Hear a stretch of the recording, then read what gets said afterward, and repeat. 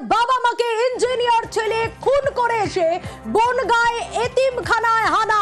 মানসিক ভারসাম্যহীন ওই যুবকের হামলা এতিমখানায়। গতকাল বনগাঁ মাদ্রাসায় একটি হামলা হয়েছে, আপনারা নিশ্চয়ই ভিডিও দেখেছেন। মেমারিতে বাবা মাকে খুন করে এসে বনগাঁয় একটি মাদ্রাসায় হামলা করে এক যুবক চালায়। এলোপাথারি কোপানোর অভিযোগ ওই যুবকের বিরুদ্ধে বড় খবর। গতকাল বনগাঁ মাদ্রাসায় একটি হামলা হয়েছে, আপনারা নিশ্চয়ই ভিডিও দেখেছেন এবং সিসিটিভি ভিডিও সোশ্যাল মিডিয়ায় ভাইরাল হয়েছে এবং বহু পোস্ট হয়েছে। ঘটনাটি নিয়ে একটি বিতর্ক সৃষ্টি হয়েছে।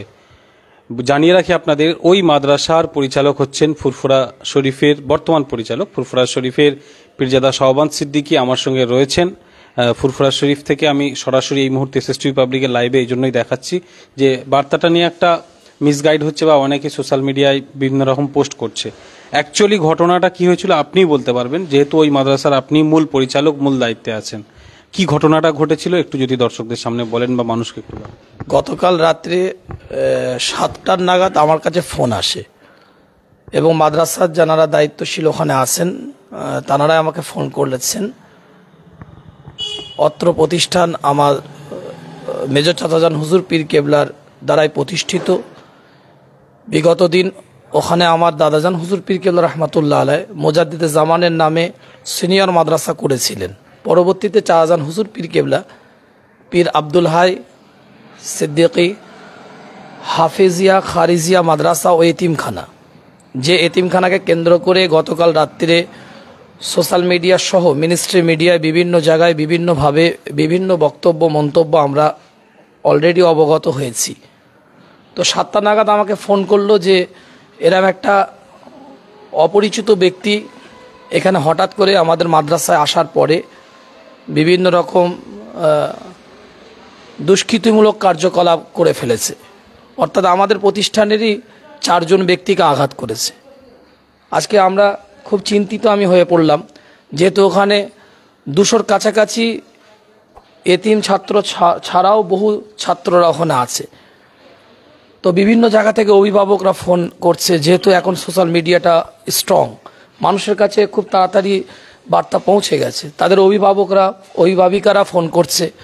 আমি খুব চিন্তিত হয়ে পড়লাম, যেহেতু একটা গুরু দায়িত্ব নিয়ে ওই প্রতিষ্ঠানকে পরিচালিত করতে হয়।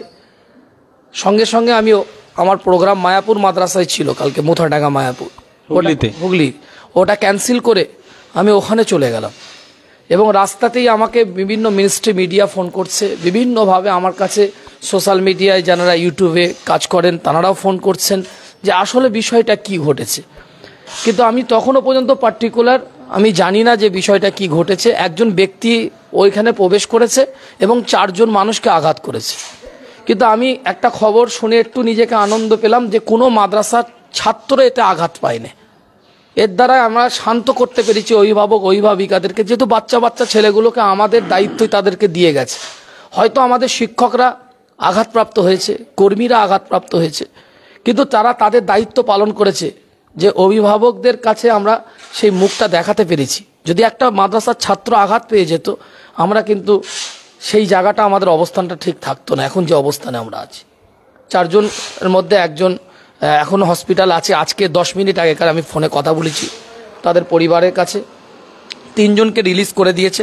আমি কালকে রাত্রিরে 10:45 আমি খানকায় গিয়েছি, মাদ্রাসায় ছিলাম। সেখানে পুলিশ আধিকারিকরা একদম সবাই ছিল, থানার আইসি থেকে শুরু করে, ওসি থেকে শুরু করে, এএসআই থেকে শুরু করে, এবং এসপির প্রতিনিধি তখন উপস্থিত ছিলেন। আজকে সকালে এসপি নিজে এসেছিলেন মাদ্রাসায়, আজকে এসপি তিনি নিজে এসেছেন। কালকেও এসপির সাথে যোগাযোগ হয়েছে, এসপি যথেষ্ট সহযোগিতা করেছেন।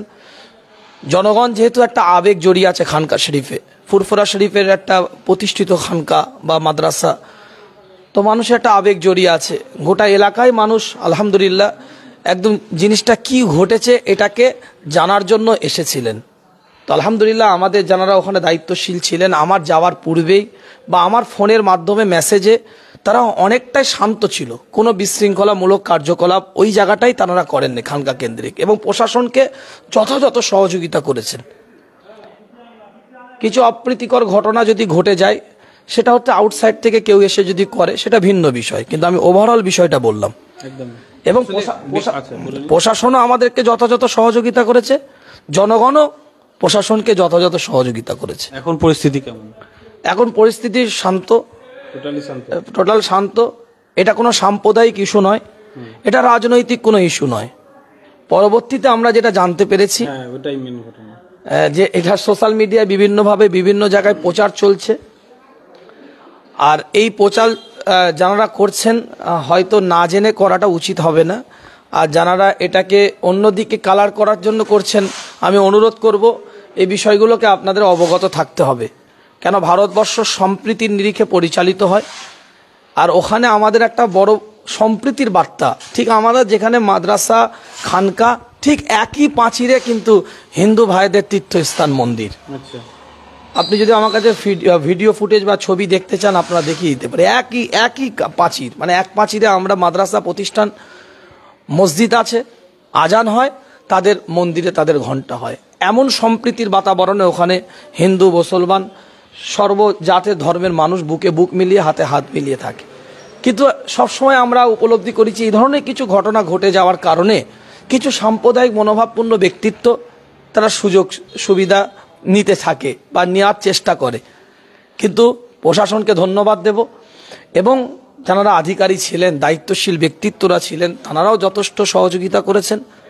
যারা সোশ্যাল মিডিয়ায় অপপ্রচার চালাচ্ছেন, বিভিন্ন মন্তব্য করছেন, এগুলো করবেন না। কেন ভারতবর্ষ সম্প্রীতির নিরিখে পরিচালিত হয়, সম্প্রীতির বাতাবরণের দ্বারাই ভারতবর্ষ এখনো পর্যন্ত অটুট হয়ে আছে। তাই আমরা আশা রাখবো যারা হয়তো না জানে একটা ধারণা করে পোস্ট করে ফেলেছেন, আমি দোষ দিচ্ছি না তানাদেরকে, তানাদের নিজস্ব আইডি থেকে এই সমস্ত পোস্টগুলোকে তুলে নিন, যেগুলো মানে খারাপ একটা মানুষের কাছে বার্তা যাবে, ডিলিট করে দিন। এটা আমি অনুরোধ করব প্রতিষ্ঠানের একজন দায়িত্বশীল এবং ফুরফুরা শরীফে পীরজাদাদের পক্ষ থেকে বা আমি নিজস্ব দরবার থেকে এটা অনুরোধ করছি আমি যে আপনারা তুলে নিন। আর যেহেতু এটা কোনো সাম্প্রদায়িক ইস্যু নয়, এটা কোনো রাজনৈতিক ইস্যু নয়। তাহলে ঘটেছিল যে ঘটনাটা ঘটেছিল ওটা একটু পরিষ্কার করে দিন, মানুষও পরিষ্কার হয়ে যাবে। ব্যক্তিটা কে, কোথা থেকে এসেছিল বা কি করেছে, যেটা ইনফরমেশন যেটা পেয়েছি সেটা ওনার বাড়ি মেমারি, বর্ধমান ডিস্ট্রিক্টের। তিনি সকালবেলায় তিনার বাবা মাকে খুন করেছে। তিনি যাদবপুর ইউনিভার্সিটির একজন ইঞ্জিনিয়ার ছিলেন এবং তিনি নাকি গবেষকও ছিল, সায়েন্টিস্ট ছিলেন। তিনি ভূমিকম্পের উপরে নাকি গবেষণা করছিলেন এবং দিল্লির আমাদের রাজধানী দিল্লিতে তিনি কোনো একটা কর্মরত কাজের সাথেও জড়িত ছিলেন। 4 বছর আগে নাকি তেনার একটা ডিভোর্স হয়, মানে স্বামী স্ত্রীর সম্পর্ক ছিন্ন হওয়ার কারণে তেনার আস্তে আস্তে অসুস্থতার দিকটা বেড়ে যায়, মেন্টালি পেশেন্ট হয়ে যায়। গত 3 দিন আগেও নাকি তিনি তার মেমারির যেখানে বাসস্থান সেই মসজিদেও গিয়ে ছুরি দেখিয়েছেন। মানুষ তাকে শান্ত করে বাড়িতে পাঠিয়ে দিয়েছেন। মানসিকভাবে তিনি দীর্ঘদিন ধরে একজন অসুস্থ ব্যক্তি। তিনি তেনার বাবা মাকেও খুন করে এসেছেন, সেখান থেকে এসে পালিয়ে এসে এখানে এসেছিলেন। এখানে হয়তো কিছু তার যেটা একটা মানসিক ভারসাম্যহীন ব্যক্তিত্ব কাছে তো আর কিছু আপনি আশা করতে পারেন না। তো সেহেতু হয়তো তার মতের সাথে তার কথার সাথে কিছু মিল পাইনি, সে যেরকম চেয়েছে হয়তো আমাদের প্রতিষ্ঠানে যারা দায়িত্বশীল আছে তারা সেভাবে জবাব দেয়নি। তিনি মস্তিষ্ক বিকৃতির ফল যেটা হয়, এমনি হট করে এসে ঢুকে পড়েছিল, মাদ্রাসায় এসে হঠাৎ ঢুকেছে। সবাই নামাজ পড়ছিল, সেও নামাজ পড়ছিল। তারপরে নামাজের পরে সালাম ফেরাবার পরে একজনকে অ্যাটাক করেছে। তো সে ধরে রেখেছে। তারপরে আরও 3 জন যে অ্যাটাক হয়েছে তারা নিজেরাই বলেছে যে একটু অসুস্থ মানুষ, ছেড়ে দাও বাবু, একে বার করে দাও। যখন বার করে দিতে যাচ্ছে তখন সে কাটারি কুরুল বের করে তখন আবার এই 3 জনকে আঘাত করেছে। একজনের চোখে লেগেছে, একজনের কাঁধে এখানে লেগেছে, একজনের মাথায় লেগেছে। মোট 4 জন আঘাতপ্রাপ্ত হয়েছে। এখন প্রশাসনের আন্ডারে তিনি আছেন এবং অ্যারেস্ট করেছে, সঙ্গে সঙ্গেই অ্যারেস্ট হয়েছে এবং সঙ্গে সঙ্গেই প্রশাসন যথাযথ ব্যবস্থা নিয়েছেন এবং আইনি আওতার মধ্যেই তাকে রাখা হয়েছে। এখন পরিস্থিতি একেবারে শান্ত, কোনো রকম পরিস্থিতি শান্ত, এই নিয়ে বিশৃঙ্খলা হওয়ার কিছু বিষয় নেই। আর দরবারে ফুরফুরা শরীফের একজন পীরজাদা হিসাবে যেহেতু আমার পূর্বপুরুষরা শান্তি সম্প্রীতির সাথেই জড়িত ছিলেন আজীবন, সেই রক্তের ধারা, সেই বংশের একজন সন্তান হিসাবে আমিও চাই শান্তি, শৃঙ্খলা, ভ্রাতৃত্ব, মানবতা অটুট যেন থাকে। কোনো প্ররোচনায় পা দিয়ে এলোমেলো কর্মকাণ্ড আমাদের মাধ্যমে না হয়ে যায়। যেহেতু অনেক মিনিস্ট্রি মিডিয়া, অনেক TV channel, electronics media, print media, social মিডিয়ার ভাইয়েরা আমার সাথে যোগাযোগ করতে চেয়েছিলেন, আমি অনেকের সাথে কথা বলেছি, অনেকের সাথে কথা বলতে পারি নাই। আর এই প্রসঙ্গক্রমে কোনো কথাই আমি কোনো মিডিয়াতে বলি নাই, যেহেতু আমি পুরোপুরি বিষয়টার উপরে অবগত ছিলাম না। মিডিয়ার মানুষ, অ্যাঙ্কাররা, যারা দায়িত্বশীল আছেন, সাংবাদিকরা বিভিন্ন প্রশ্ন করবেন। এখন কোনো জিনিস না জেনে তো আমি বলতে পারি না। তো আমি আজকে সারা রাত ধরে, আমি আজকে রাত 4টের সময় বাড়িতে ফিরেছি এবং সারা রাত ধরেই আমি পর্যবেক্ষণ করেছি, ওখানে ছিলাম এবং আমি পর্যবেক্ষণ করেছি, জেনেছি।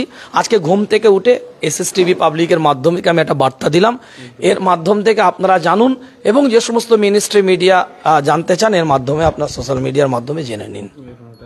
একদমই অসংখ্য ধন্যবাদ আপনাকে, পুরো ব্যাপারটা পরিষ্কার করে দিলেন।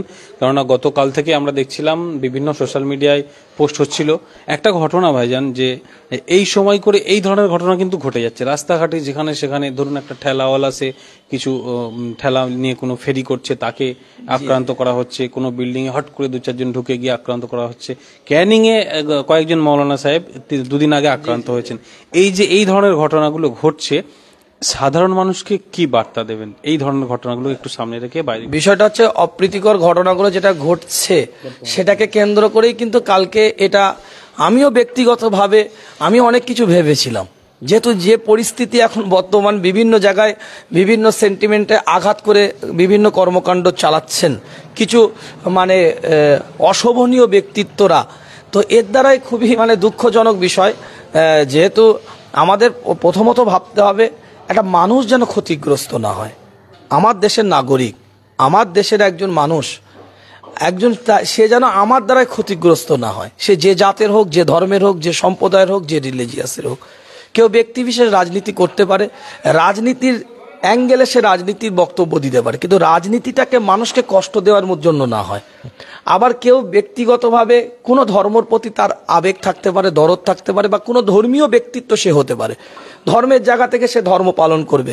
কিন্তু আমি ধর্ম পালন করছি মানে আরেকটা ধর্মকে আরেকটা ধর্মীয় ব্যক্তিত্বের উপরে আঘাত আনবো, এটা কোনো ধর্মই শিক্ষা দেয় না। প্রত্যেকটা ধর্মের মানুষ, প্রত্যেকটা ধর্মীয় ব্যক্তিত্ব কিন্তু প্রত্যেকটা ধর্মের মানুষকে সম্মান দিতে শিখিয়েছে, সেটা যে ধর্মেরই মানুষ হোক না কেন, আর যে ধর্মীয় ব্যক্তিত্বই হোক না কেন, তাদের একটাই বক্তব্য, প্রত্যেকটা ধর্মীয় মনীষীদের একটাই বক্তব্য, প্রত্যেকটা ধর্মীয় ব্যক্তিদেরকে সম্মান দেওয়া। তো আমি এটাই বলবো, রাজ্যের বুকে যে জায়গায় যে স্থানে এই সমস্ত অপ্রীতিকর ঘটনা বা অমানবিক ঘটনা যে জায়গায় হচ্ছে, এটা যেমন বনগাঁ প্রশাসন এটাকে কন্ট্রোল করে নিয়ে সুন্দরভাবে একটা বার্তা দিল, নাহলে তো এটা যদি ইমিডিয়েট কন্ট্রোল না হতো এটাও অন্যদিকে চলে যেতে পারত।